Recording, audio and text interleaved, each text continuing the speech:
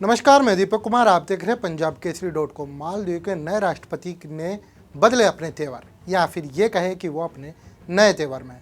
मालदीव के नए राष्ट्रपति मोहम्मद मुइज़ ने शपथ ग्रहण करने के बाद अपनी नीतियों में काफ़ी बदलाव करना शुरू कर दिया है।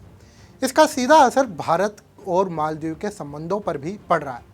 हालांकि भारत की ओर से दोनों देशों के संबंधों को यथावत रखने की पूरे प्रयास जारी हैं, लेकिन राष्ट्रपति मोहम्मद मुइज़ के रुख से भारत के इस प्रयास में फिलहाल उचित सफलता नजर नहीं आ रही है। मालदीव में नए राष्ट्रपति ने शपथ ग्रहण के साथ ही दशकों पुराना रिवाज तोड़ दिया है। वे अपनी पहली राजकीय यात्रा पर भारत नहीं आकर तुर्की गए हैं। इससे पहले मालदीव के राष्ट्रपति शपथ ग्रहण के बाद अपनी पहली विदेश यात्रा पर भारत का दौरा करते रहे हैं। यह उनकी इंडिया फर्स्ट नीति का हिस्सा भी रहा है। राष्ट्रपति मोहम्मद मुइज़ चीन समर्थक नेता। मालदीव के राष्ट्रपति मोहम्मद मुइज़ को चीन समर्थक नेता माना जाता है। उन्होंने चुनाव के दौरान भी अपना भारत विरोधी रुख जाहिर किया था।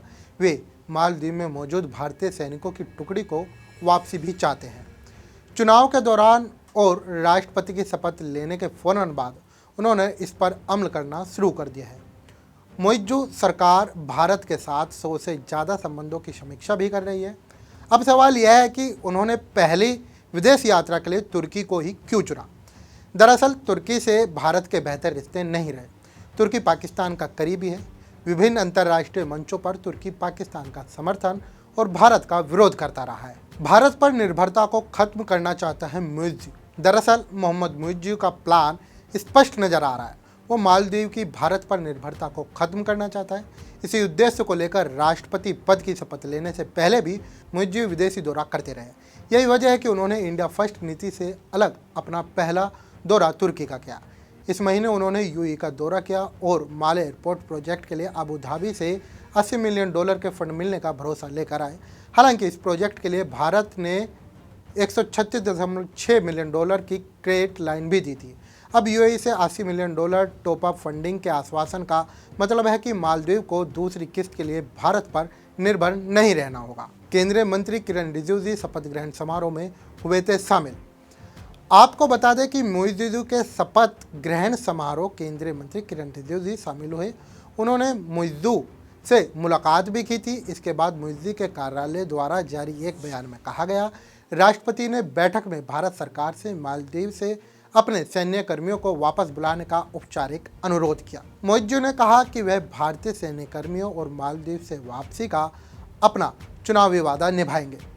बयान में कहा गया कि बैठक में राष्ट्रपति मुइज़ ने औपचारिक रूप से भारत सरकार से मालदीव से अपने सैन्य कर्मियों को हटाने का अनुरोध किया।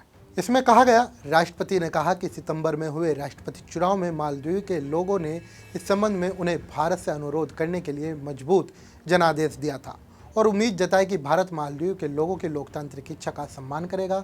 भारत सरकार के सूत्रों ने कहा कि बैठक में मुइज़ ने चिकित्सा स्थिति में मरीजों को ले जाने तथा मादक पदार्थों की तस्करी पर लगाम लगाने के लिए मालदीव में विमान संचालन के वास्ते तैनात भारतीय सैन्य कर्मियों की मौजूदगी का मुद्दा उठाया।